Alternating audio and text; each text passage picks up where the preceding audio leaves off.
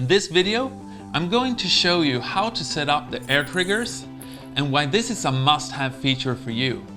Now, before you use the AirTriggers the first time, you have to set your preferred AirTrigger sensitivity so you know how much pressure you need to apply to make the AirTrigger trigger in action. Now, in order to do this, you have to reach the settings through the quick menu, and then by holding down the AirTriggers, you will have it here. Another way of finding these settings is through Armoury Crate. Now let's open that up.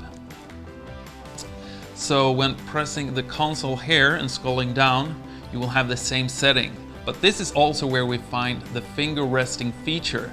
So this makes it so that you do not have to lift your finger between every time you want to make a press.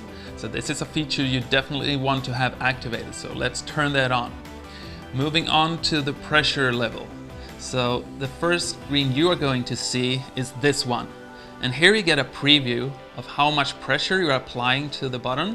And I think this should be about enough. And then you do the same thing for the right trigger.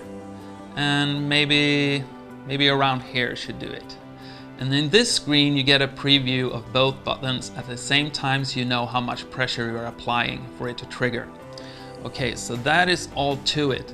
Now we're going to start up Shadowgun Legends to show you how to map these AirTriggers. Now you can map and remap the AirTriggers at any time. Just bring out the Game Genie by simply swiping from the left, and here we have the AirTrigger mapping. So this is where you're gonna turn the AirTriggers on. And here are the colored circles where you're going to touch when you're pressing the AirTriggers. If you're ever unsure about which AirTrigger that is left or right, simply press one of them and you will see which color that corresponds to that trigger. After you place them where you want them, so I'm gonna place them here. So the right one will go to the reload and I will have the left trigger to firing my gun. So after this, you just simply press the X and you're back in the game. Now this will make it so much easier running around, looking around, and firing your gun and reloading at the same time. So you really get 2 more fingers than you did before. Now you see when pressing the AirTriggers that they light up.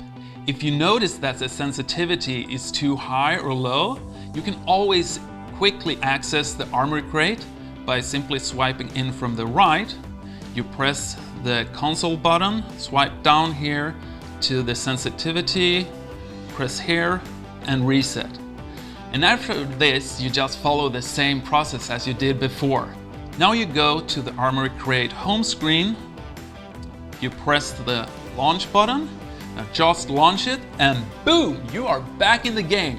Now this really is a must-have feature for anyone that likes playing first-person shooters or maybe even console emulators. To have those 2 extra buttons really makes a difference for your gameplay.